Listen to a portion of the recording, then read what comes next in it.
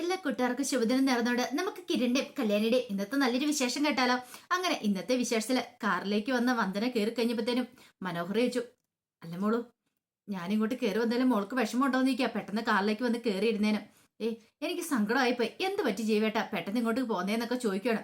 ഇത് കേട്ട് കഴിഞ്ഞപ്പോ മനോഹർ പറഞ്ഞു, അത് പിന്നെ മോളു അങ്ങോട്ട് 3-4 പേര് വന്നില്ലായിരുന്നോ? അവരാരാന്ന് മോൾക്കറിയാവോ?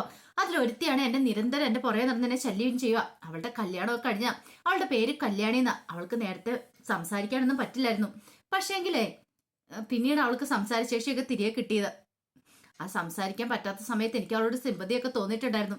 പക്ഷെ അവള് പ്രണയം വന്ന് തെറ്റിദ്ധരിച്ചു. കല്യാണം കഴിഞ്ഞിട്ടും അവൾക്ക് എന്നെ വിടാൻ ഉദ്ദേശമില്ല. എന്റെ പുറകെ തന്നെ കൂടിയിരിക്കുക.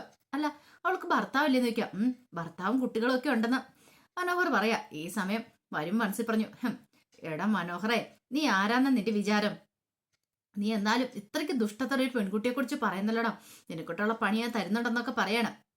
പിന്നീട് പറഞ്ഞു, മോളു, ഇത്തരക്കാരെ കണ്ടിട്ടുണ്ടെങ്കിലേ ചിലപ്പം സൂക്ഷിക്കണം, അപകടമാന്ന് പറയണം. ചിലപ്പോൾ ഓടി വന്ന് കെട്ടിപ്പിടിച്ചെന്നൊക്കെ ഇരിക്കും. നമ്മൾ സൂക്ഷിച്ചില്ലെങ്കിൽ ചിലപ്പം നമ്മുടെ മാനം പോകുന്നൊക്കെ പറയണം. ഓ അങ്ങനെയല്ലേ എന്നൊക്കെ ചോദിച്ചിട്ട് അത് വിശ്വസിക്കുന്ന മട്ടില് വരുൺ അങ്ങനെ അവിടെ ഇരിക്കുവാണ്. പിന്നീട് രാഹുല് പ്രകാശിനെ വിക്രത്തിനെയും കാണുവാണ്. അങ്ങനെ കണ്ടു കഴിഞ്ഞിട്ട് പ്രകാശിനോട് പറഞ്ഞു, എടാ ഇന്ന് നിന്റെ മോള് വിധവയാവൂന്ന് പറയാണ്. വിധവയാവോ? ഉറപ്പാണല്ലോ അല്ലേ? ഉറപ്പാണോന്നോ? നീ കാത്തിരുന്നോടാ, കുറച്ച് കഴിയുമ്പോൾ നിന്നെ തേടിയ വാർത്ത എത്തുമെന്ന് പറയണം. വിക്രം പറഞ്ഞു, ഇതിനു മുമ്പ് കൊലങ്കുമ്പന്മാര് പലരും ശ്രമിച്ചിട്ടുണ്ട്, അന്നൊന്നും നടന്നിട്ടില്ല. ഇത്തവണയെങ്കിലും എന്തിനും നടക്കോ അങ്കിളെന്ന് ചോദിക്കുക. നടക്കുവാന്നോ? അത് പിന്നെ നീ പ്രത്യേകിച്ച് പറയേണ്ട കാര്യമുണ്ടോടാ? നീ നോക്കിയിരുന്നോ, നിനക്കും നിന്റെ അച്ഛനൊക്കെ സന്തോഷ വാർത്തയായിരിക്കും കിട്ടാൻ പോണേന്ന് പറയണം. ഇത് കേട്ടപ്പോൾ പ്രകാശം പറഞ്ഞു, എത്രയും പെട്ടെന്ന് തന്നെ പണി തീർക്കുകയാണെങ്കിൽ അതായിരിക്കും ഏറ്റവും നല്ലത്. അവൾ കിടന്ന് കരയുന്ന എനിക്ക് കാണണം. എന്നെ അത്രമാത്രം ദ്രോഹിച്ചിട്ടുണ്ട്. എന്റെ മകളാന്ന് പറഞ്ഞിട്ട് കാര്യമില്ല. അവള് വിധവയാവുന്നതുകൊണ്ട് എനിക്ക് ഒരു കുഴപ്പമില്ലെന്ന് പറയണം. രാഹുൽ പറഞ്ഞു, അത് ശരിയാ, എന്റെ മോള് ഭയങ്കര സങ്കടത്തിലാവും. കാരണം ഇനി അധികം വൈകാതെ തന്നെ ആ കാര്യത്തിൽ ഞാനൊരു തീരുമാനമൊക്കെ ഉണ്ടാക്കുമെന്ന് പറയാം. അല്ല, അയാള് കാര്യം നിർവഹിക്കൂല അല്ലേ? പ്രകാശനും വിക്രത്തിനും സംശയം കൂടെ മാറുന്നില്ല. എന്താടാ പ്രകാശം നിനക്ക്? നിനക്ക് ഇപ്പോഴും നിന്റെ സംശയം മാറിയില്ലേ? എടാ, ചെയ്യുന്ന ജോലിക്ക് ആത്മാർത്ഥമുള്ളവനെ ഈ പറയുന്ന മുരുകൻ. നമ്മൾ പണം കൊടുത്തിട്ടുണ്ടെങ്കിൽ അതിൻ്റെതായ ആത്മാർത്ഥം കാണിക്കും. അതുകൊണ്ട് ആ കാര്യത്തിൽ ഒരു പേടി വേണ്ട. ഉറപ്പായിട്ട് ഇന്ന് അവൻ കിരണിനെ തീർത്തിരിക്കും. നീ ആ സന്തോഷ വാർത്തയ്ക്ക് വേണ്ടി കാത്തിരുന്നോ? നമ്മള് ചന്ദ്രസേന്റെ ബോഡി കാണാൻ പോയതല്ലേ, അന്ന് നമ്മൾ നാണം കെട്ട് ഇറങ്ങിയതല്ലേ. ഇത്തവണ അങ്ങനെ ഉണ്ടാകത്തില്ല. ഈ രാഹുല പറയണേ എന്നൊക്കെ പറഞ്ഞ് ഭയങ്കര സന്തോഷത്തോടെ അങ്ങോട്ടേക്ക് പോവാണ്. ആ സമയം മനോഹരനെ പറഞ്ഞു വിട്ടതിന് ശേഷം വീണ്ടും വരുണ റെസ്റ്റോറൻറ്റിലേക്ക് വരുവാണ്. അങ്ങനെ വന്നു കഴിഞ്ഞപ്പോ കല്യാണിയെ കാത്തിരിക്കുന്നുണ്ടായിരുന്നു. കല്യാണി ചോദിച്ചു, എന്ത് പറഞ്ഞു അവൻ എന്ന് ചോദിക്കുക. അവൻ എന്ത് പറയാനാ? അവൻ വലിയൊരു കള്ളക്കഥ തന്നെ ഉണ്ടാക്കിയെന്ന് പറയണ. കള്ളക്കഥയോ? എന്ത് കഥ? അയ്യോ, അത് പറഞ്ഞാലുണ്ട് കുറെ പറയാനെന്ന് പറയണ. അതെന്ത് കഥയാ?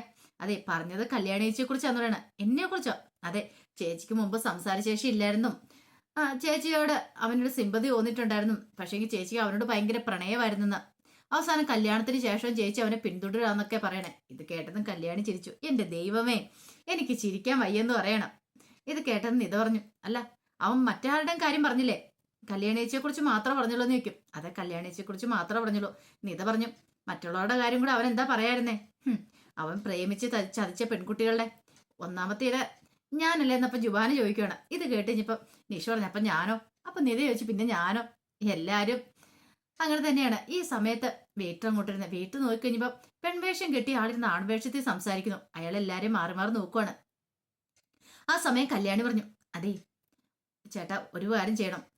ഇതേ ഇവനെ സംസാരിക്കാന്നുള്ള കാര്യം അല്ലെങ്കിൽ ഇവനെ ആണാന്നുള്ള കാര്യം ഇവിടെ ആരോടും പറയരുത്. അയാൾ വന്നു കഴിയുമ്പോൾ ആരോട് പറയരുതെന്ന് പറയാ. ഇനി മിക്കവാറും അയാളുടെ ഇടയ്ക്ക് ഇങ്ങോട്ട് വരാൻ ചാൻസ് ഉണ്ട്. ഇതേ ഇവളെയും കൂട്ടിക്കൊണ്ട് അങ്ങനെ വന്നിട്ടുണ്ടെങ്കിൽ ഒരു കാരണവശാലും പുറത്ത് പറയില്ലെന്ന് പറയാണ്. ഇത് കേട്ട് കഴിഞ്ഞപ്പോ അയാൾ പറയാനോ? അയാള് ഇനി മുമ്പ് ഇതുപോലെ പല പെൺകുട്ടികളെയും കൊണ്ട് വന്നിട്ടുണ്ടെന്ന് പറയാം. ജുബാന് പറഞ്ഞു, അത് ഞങ്ങളെ കൊണ്ടൊക്കെ തന്നെ വന്നിരിക്കുന്നു പറയാണ്. അതുപോലെ ഒരു ചതിയനെ കൊടുക്കാല്ലേ, ഒരു കാരണവശാലും ഞാൻ പറയില്ല എന്ന് പറഞ്ഞിട്ട് അയാൾ അങ്ങോട്ടേക്ക് പോണ്. കല്യാണി പറഞ്ഞു, എങ്ങനെയുണ്ട് നമ്മുടെ നാടകം? പൊളിയല്ലേ എന്ന് ചോദിക്കുകയാണ്. പൊളിച്ചടുക്കുന്നുണ്ട്. ഇങ്ങനെ തന്നെ മുന്നോട്ട് പോട്ടെ, അവൻ കുറച്ച് കിടന്ന് വട്ടം കറങ്ങട്ടെ എന്ന് പറയാണ്. പിന്നീട് കിരണ് തന്റെ കൺസ്ട്രക്ഷൻ സൈറ്റിലേക്ക് ചെല്ലുവാണ്.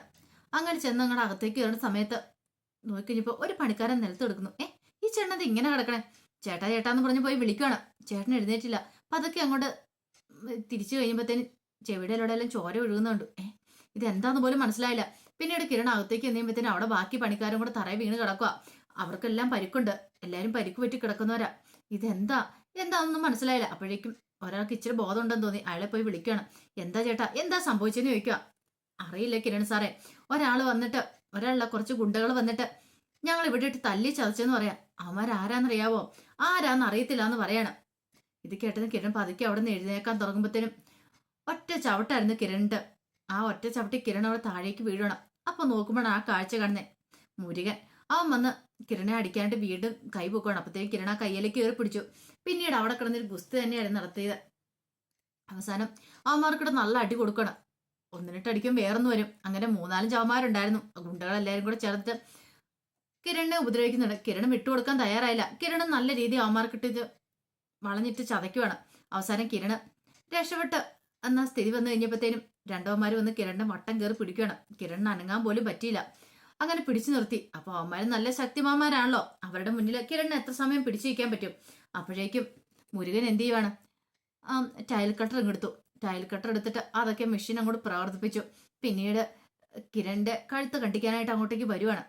ഈ സമയം കിരൺ ഒരു നിമിഷം ഇങ്ങനെ നോക്കി. എന്ത് ചെയ്യണം എന്നറിയത്തില്ല. എന്ത് ചെയ്യാൻ പറ്റും? കാരണം അനങ്ങാൻ പോലും പറ്റാത്ത അവസ്ഥയിൽ തന്നെ പൂട്ടി പിടിച്ചിരിക്കും അവന്മാര്. അപ്പോഴേക്കുമാണ് ആ മുരുകന്റെ ദേഹത്തേക്കൊരു ഷൂ ഇട്ട കാല് വന്ന് പതിക്കുന്നത്. മുരുകൻ തെറിച്ചു പോവാണ് ആ ടൈൽ കട്ടർ കൊണ്ട്. ഒരു നിമിഷം കിരൺ നോക്കിക്കഴിഞ്ഞപ്പോഴത്തേനും ഒരു ചെറുപ്പക്കാരൻ വന്ന് പിന്നീട് അവനെ നല്ല രീതിയിൽ അങ്ങോട്ട് അവനെ ഇടിച്ച് നിരപ്പാക്കുവാണ്. അപ്പോഴേക്ക് കിരൺ അന്തം വിട്ട് നിൽക്കുക. കിരണോട് പറഞ്ഞ് അളിയ ഒരു കൈ വന്ന് സഹായിക്കാൻ പറയാണ്. പിന്നീട് അവർ രണ്ടുപേരും കൂട്ടാ ഗുണ്ടകളെ അവന്മാരെല്ലാം പഞ്ഞിക്കിടുക. നിവൃത്തില്ലാതെ അവന്മാരോടി. അങ്ങനെ ഓടിക്കഴിഞ്ഞപ്പോഴത്തേനും കിരൺ വന്നിട്ട് അല്ല നിങ്ങൾ ആരാ മനസ്സിലായില്ലോ എന്ന് പറയാണ്.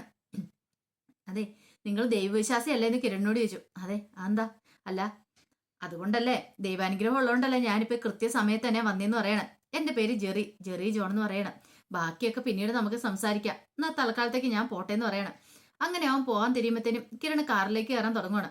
അപ്പോഴാണ് കിരണിന്റെ അടുത്തേക്ക് വന്നിട്ട് ഒരുത്തൻ ഇരുമ്പോടിക്ക് ഒറ്റ അടി അടിച്ച് അപ്രതീക്ഷിതമായിട്ട് പുറകെ നിന്നുള്ള ആക്രമണം ആയതുകൊണ്ട് കിരൺ കണ്ടില്ല. അയ്യോ എന്ന് പറഞ്ഞ് തല പൊത്തിക്കൊണ്ടിരുന്ന് അവനാ തടിയിട്ടിട്ട് ഒറ്റ പോക്കായിരുന്നു അവിടെ നിന്ന് പോയത്. അപ്പോഴേക്കും ജെറി ഇത് കണ്ടു. ഓടി കിരണിന്റെ അടുത്തേക്ക് വന്നു. തല പൊട്ടി ചോര ഒഴുകിക്കൊണ്ടിരിക്കുക. പെട്ടെന്ന് കിരണിന്റെ വണ്ടിക്കകത്ത് കയറ്റി കാർ കൊടുത്ത് നേരെ ഹോസ്പിറ്റലിലേക്ക് പോവാണ്. പിന്നീട് കല്യാണിനെ ഹരിസാറ് വിളിക്കുകയാണ്. അങ്ങനെ കല്യാണി വന്നു. കല്യാണി വന്നു കഴിഞ്ഞപ്പോഴത്തേനും ഹരിസാർ പറഞ്ഞു കല്യാണി എത്രയും പെട്ടെന്ന് നമുക്കൊരു സ്ഥലം വരെ പോകണമെന്ന് പറയണം.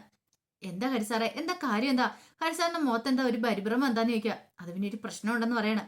പ്രശ്നമോ? എന്ത് പ്രശ്നം? അത് കിരൺ സാറിന് ഒരു അപകടം ഉണ്ടായി. അപകടമോ? എന്ത്? ഒരു ചെറിയ പരിക്ക് കുറച്ച് ഗുണ്ടുകൾ ചേർന്ന് ആക്രമിച്ചെന്ന് കേട്ടെന്ന് പറയണം. ഇത് കേട്ട് കഴിയുമ്പോൾ കല്യാണി ദൈവമേ എന്റെ ഭഗവാൻ എന്നൊക്കെ പറഞ്ഞ് അലറി വിളിച്ചോണ്ട് ഏത് ഹോസ്പിറ്റലാന്നൊക്കെ ചോദിക്കുകയാണ്. ഹോസ്പിറ്റലിന്റെ പേരും കാര്യങ്ങളൊക്കെ ഒന്ന് പറഞ്ഞു. ബാ കല്യാണി നമുക്ക് എത്രയും പെട്ടെന്ന് പോകാന്ന് പറയണം.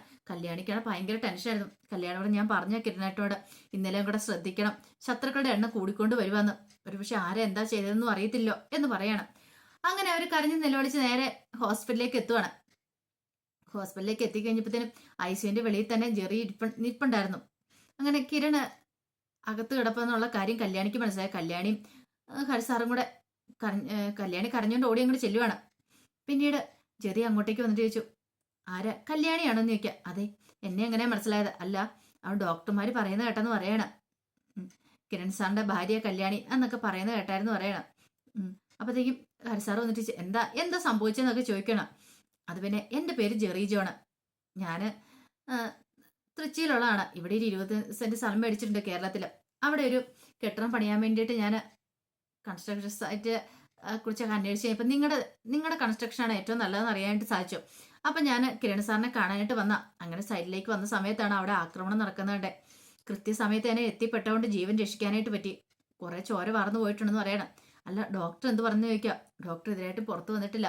കുറെ ചോര വാർന്നു ഉള്ളതുകൊണ്ട് കാര്യങ്ങളൊന്നും അറിയില്ല എന്ന് പറയണം. ഇത് കേട്ടപ്പോൾ കല്യാണി കിടന്ന് കരയാൻ തുടങ്ങി.